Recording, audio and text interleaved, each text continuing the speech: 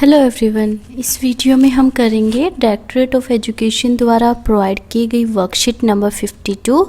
ये वर्कशीट 3 सितंबर 2020 के लिए है और कक्षा छठी, सातवीं और आठवीं के बच्चों के लिए है। सबसे पहले बच्चा यहाँ पे अपनी डिटेल्स लिखेगा, यानी कि अपना नाम लिखेगा और यहाँ पे अपने टीचर का नाम लिखेगा। आज की जो वर्कशीट का टॉपिक है वो है प्रकृति में रंग, और ये वर्कशीट बेटा आपकी साइंस सब्जेक्ट की है। Let's start our worksheet. हमारी वर्कशीट शुरू करते हैं, देखते हैं क्या दिया गया है आज की वर्कशीट में।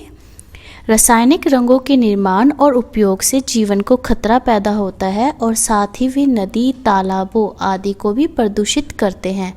हम अभी इतनी टाइम से बहुत सारी वर्कशीट्स करते आ रहे हैं यमुना नदी से रिलेटेड या जल प्रदूषण से रिलेटेड। तो हमने देखा कि वहाँ पे जब रसायनों का प्रयोग करते हैं तो उन सबसे ये सब चीज़ें प्रदूषित होती हैं। उसी प्रकार अगर हम रासायनिक रंगों का प्रयोग करेंगे, जैसे रासायनिक रंगों का प्रयोग हम किस में करते हैं, मूर्ति बनाने में, और फिर उसका विसर्जन पानी में करते थे, तो उससे क्या था, जल प्रदूषण होता है। तो उसी प्रकार रासायनिक रंगों के निर्माण और उनके उपयोग करने से, उनके प्रयोग करने से जीवन को नुकसान होता है, खतरा होता है, और साथ ही हमारे जीवन को ही नुकसान नहीं पहुंचाते, वो नदी, तालाबों आदि को भी प्रदूषित करते हैं। और जहाँ भी वो रंग जाते हैं किसी नदी, पानी के स्रोत में, उनको भी वो प्रदूषित करते हैं।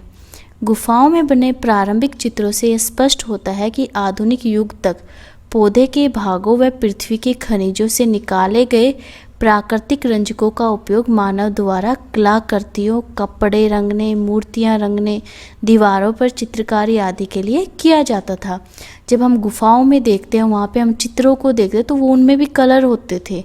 जब उनको हम देखते हैं उन चित्रों को, तो उनसे ये चीज़ साफ होती है, क्लियर होती है कि आधुनिक युग तक, यानी कि जो आज मॉडर्न एज चल रही है, जब अब तक क्या होता था कि जो पौधे के हिस्से होते थे, उसका फ्रूट हो गया, उसकी पत्तियां हो गई, उसका फल हो गया, उसके फ्लावर्स हो गए, फूल हो गए, इन सब से या फिर पृथ्वी के खनिजों से निकाले गए प्राकृतिक रंजकों का उपयोग मानव द्वारा कलाकृतियों, यानी कि जो मूर्ति चित्र वगैरह बनाते थे उनमें रंग भरने के लिए, कपड़े रंगने के लिए, मूर्तियां रंगने के लिए, दीवारों पर चित्रकारी आदि के लिए किया जाता था। पहले क्या किया जाता था, प्राकृतिक चीज़ों से रंग बना के उनका प्रयोग किया जाता था।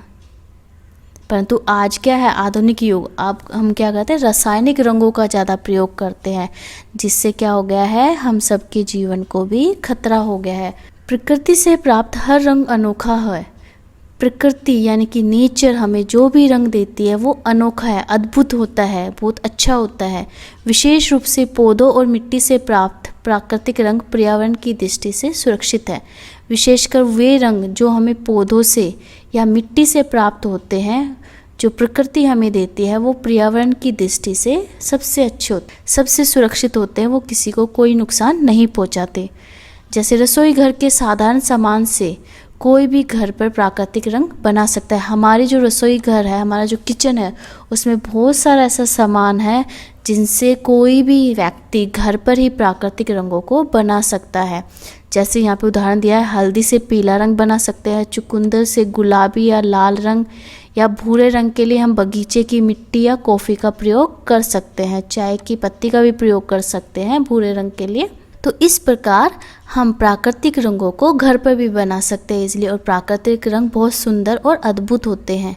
प्राथमिक रंगों को मिलाकर अन्य विभिन्न रंगों को बनाया जा सकता है। प्राथमिक रंग कौन कौन से होते हैं, लाल, नीला व पीला। अगर ये तीन रंग हमें मिल जाए तो इनसे सभी रंगों का निर्माण हो सकता है। आपने ड्राइंग में भी सीखा होगा कि जब हम वाटर कलर्स को आपस में मिलाते हैं तो दो रंग को मिलाने से नया रंग बन जाता है। कई बार तीन रंगों को भी मिलाना पड़ता है नए रंग बनाने के लिए। तो इस प्रकार इन प्राथमिक रंगों से, लाल, नीला व पीला, तीनों ही प्राथमिक रंग है, इन तीनों ही प्राथमिक रंगों से हम अन्य कलर भी बना सकते हैं।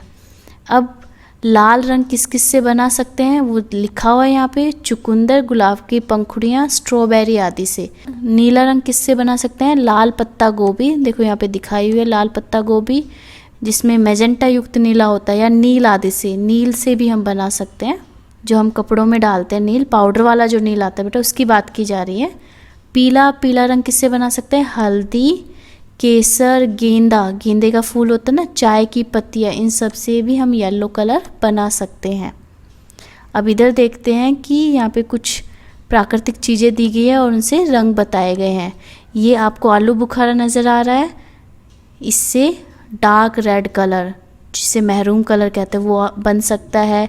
चुकंदर से भी रेड कलर, स्ट्रॉबेरी से रेड कलर, लाल रंग, स्ट्रॉबेरी से यानी कि लाल रंग, हल्दी से पीला रंग, प्याज से भी मौव कलर आ जाता है, ये देखिए ऐसे लाइट लाइट सा कलर, कॉफ़ी से ब्राउन कलर, ब्राउन यानी कि भूरा, हरी पत्तियों से हरा रंग, और ये है पत्ता गोभी, लाल पत्ता गोभी, इससे मैजेंटा युक्त नीला मिलता है, थोड़ा सा पर्पलिश वाला। ये भी फ्लावर दिए गए हैं पर्पल कलर के, तो इनसे भी हमें लाइट पर्पल कलर यानी कि हल्का बैंगनी रंग मिल सकता है। इस प्रकार हम अलग अलग तरह के फूलों का, जैसे गेंदे के फूल से हम संतरी रंग भी बना सकते हैं और पीला रंग भी बना सकते हैं। गेंदे के फूल दोनों रंगों के होते हैं। गुलाब के फूल भी कई रंगों में आते हैं, गुलाबी, लाल, पीला, ठीक है, तो उनसे भी हम अलग अलग रंग बना सकते हैं। तो ये तो हमने सीखा कि हम किससे कौन सा रंग प्राप्त कर सकते हैं। यदि आप एक बार प्राकृतिक रंगों का उपयोग करते हैं तो आप इसकी प्राकृतिक सुंदरता के मोह में पड़ जाएंगे। अगर एक बार आपने प्राकृतिक रंगों का प्रयोग करना शुरू कर दिया तो आप इसकी सुंदरता, आप ये इतने सुंदर होते हैं कि आपको बार बार यही रंग करने का मन करेगा। आप इनके मोह में, इनकी सुंदरता के मोह में पड़ जाएंगे। आइए अब कोशिश करें हर उत्सव का लक्ष्य हो गो ग्रीन, न केवल होली में अपितु रंगोली बनाने में, मूर्तियों की सजावट में और कागज़ पर पेंटिंग करने में प्राकृतिक रंगों का उपयोग करें। चलो अब कोशिश करते हैं कि हम कोई भी उत्सव मनाएं, कोई भी त्यौहार मनाएं तो हमारा एक ही लक्ष्य हो गो ग्रीन, यानी कि प्राकृतिक चीज़ों का हम प्रयोग करें। न केवल होली में, न सिर्फ होली के रंगों में, अपितु रंगोली बनाने में, मूर्तियों की सजावट में, मूर्तियों को रंग भरने में या कागज़ की पेंटिंग बनाने में, सब में हम किनका प्रयोग करने की कोशिश करेंगे? प्राकृतिक रंगों की। क्यों करेंगे बेटा? क्योंकि प्राकृतिक रंग हमें नुकसान नहीं देते। ये हमारे लिए तथा प्रकृति के लिए, नदी के लिए, दूसरे जल स्रोतों के लिए, दूसरे जानवरों के लिए, किसी के लिए भी नुकसानदायक नहीं होते। अब यहाँ पे मैं कुछ क्वेश्चंस दिए हुए वर्कशीट से रिलेटेड। पहला क्वेश्चन है, सही विकल्प चुनिए। रंग जो हानिकारक होते हैं, कौन से रंग हानिकारक होते हैं? रासायनिक या प्राकृतिक? रासायनिक। तो हम इस पर टिक करेंगे। लाल रंग मिलता है हल्दी से मिलता है या चुकंदर से? लाल तो हमें चुकंदर से मिलेगा, हल्दी से तो पीला मिलता है। अब यहाँ पे देखिए तीसरा, गो ग्रीन का मतलब होता है पर्यावरण के अनुकूल सामग्री का उपयोग करें या हमेशा हरा पहने। गो ग्रीन का अर्थ बेटा ये कभी नहीं होगा कि हम हरा, ग्रीन का अर्थ तो हरा होता है, गो ग्रीन का अर्थ ये नहीं होगा कि हम हमेशा हरा पहने। इसका अर्थ है कि हम पर्यावरण, प्रकृति के अनुकूल चीज़ों का उपयोग करें, प्रकृति के अनुकूल सामग्रियों का उपयोग करें, उनका यूज़ करें। अब यहाँ पे प्राकृतिक रंगों का उपयोग करते हुए जैसा कि दिए गए चित्र में दिखाया गया है, एक कागज़ पर सुंदर चित्रकारी करिए या चिकनी मिट्टी से एक मूर्ति बनाकर उसे पेंट कीजिए। आपको क्या करना है? एक सुंदर सा चित्र बनाना है। जैसे यहाँ पे देखिए ये एक छोटी सी गर्ल बना रखे है, सुंदर सी प्यारी सी लड़की, और यहाँ पे फ्लावर्स बना रखे हैं और फिर इनमें प्राकृतिक रंगों का प्रयोग करके हमें उसमें पेंट करना है। अगर आप चित्र नहीं बनाएंगे तो आप चिकनी मिट्टी से क्या कर सकते हैं? कोई भी छोटी सी मूर्ति बना सकते हैं, कोई भी आकार देके, कोई भी शेप देके, और फिर उसे प्राकृतिक रंगों से पेंट करोगे। प्राकृतिक जैसे चुकंदर, स्ट्रॉबेरी, पेड़ की हरी पत्तियाँ और भी बहुत सारे अगर आप ढूंढोगे तो आपको मिल जाएंगे। ठीक है, या तो आप कागज़ पे एक ऐसा कोई भी चित्र बनाइए, कुछ भी बना सकते हो, आपकी मर्जी। कोई सीनरी बनाइए या कोई फ्लावर बनाइए या कोई और डेकोरेटिव चीज़ बनाइए, पर उसमें जो आपको रंग भरने हैं वो प्राकृतिक रंगों का प्रयोग करना है।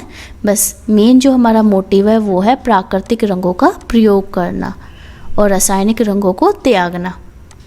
तो इस वर्कशीट में इतना ही। Thanks for watching this video. Please like, share and subscribe my channel. Thank you.